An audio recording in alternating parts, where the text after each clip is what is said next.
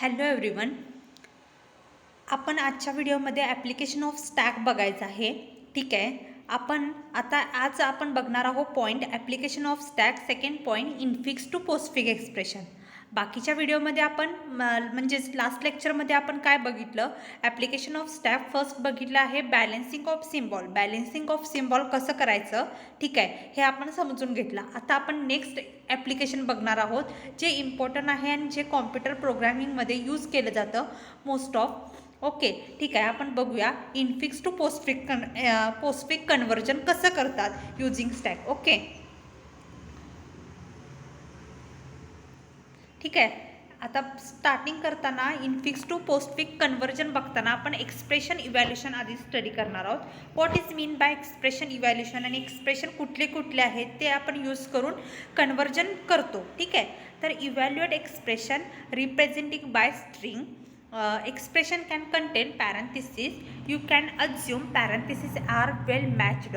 For simplicity you can assume only binary operation allowed here. म्हणजे expression evaluation करताना आपण फक्त आणि फक्त बायनरी ऑपरेटर यूज करतो. तर बायनरी ऑपरेटर ते कुठले आहेत, तर ॲडिशन, सबस्ट्रॅक्शन, मल्टिप्लिकेशन और डिव्हिजन हे आपण बेसिकली अरिथमेटिक ऑपरेशन यूज करून एक्सप्रेशन इव्हॅल्युशन करतो.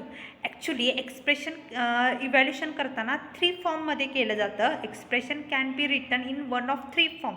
तर ते कुठले कुठले फॉर्म आहेत, first is infix notation, second prefix notation and third is postfix notation. Okay, म्हणजे एक्सप्रेशन ह्या 3 फॉर्ममध्ये रिटर्न केले जातात किंवा ह्या 3 फॉर्ममध्ये लिहिता येतात. ओके, फर्स्ट ऑफ ऑल आपण बघूया what is mean by infix notation.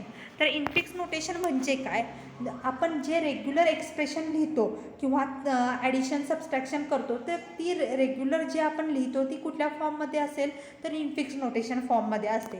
ठीक आहे. म्हणजेच काय, operator are written between the operands they are called infix notation. Operator म्हणजे काय, ए बी सी डी हे काही ऑपरेटर असतील किंवा डिजिट आपण 1 2 3 4 5 हे डिजिट आहे, तर त्या डिजिट किंवा काय म्हणतो आपण लेटर अल्फाबेट्स यूज करून आपण ऑपरेटर लिहितो आणि इनफिक्स नोटेशन लिहितो.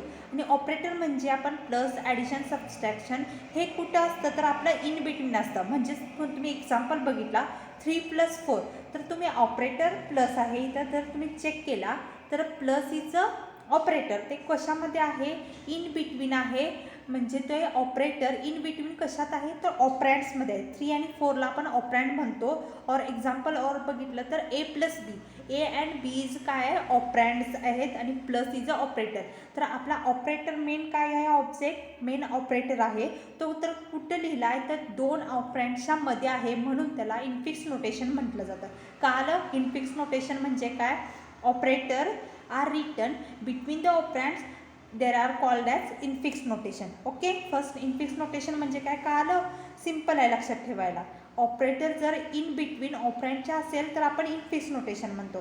सेकंड आहे प्रिफिक्स नोटेशन. प्रिफिक्स नोटेशन म्हणजे काय, operator are written before the operand is called as prefix notation. जर ऑपरेटर हा ऑपरँडच्या आधी असेल, फॉर एक्झाम्पल +3 + 4 +3 and 4 जर इथं लिहिले, सेकंड एक्झाम्पलमध्ये +AB, तर तुम्ही चेक केला तर प्लस इज ऑपरेटर हे ऑपरँडच्या आधी आहे म्हणजेच 3 and 4च्या आधी आहे, और एक्झाम्पल ए अँड बीच्या आधी आहे म्हणजेच operator return before the operand there are called as prefix notation. And third बघूया आपण पोस्टफिक्स नोटेशन. पोस्टफिक्स नोटेशन म्हणजे काय, operator are return after the ऑपरँड.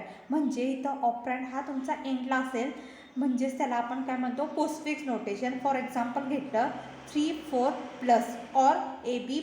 जर असं जर कन्सेप्ट असेल किंवा असा जर फॉर्म असेल तर ते आपण त्याला काय म्हणायचं, पोस्टफिक्स नोटेशन. ॲक्च्युली हे 3 फॉर्म यूज करून आपण एक्सप्रेशन इव्हॅल्युशन पॉईंट करतो. बाकीचे पॉईंट नेक्स्ट लेक्चरमध्ये बघू.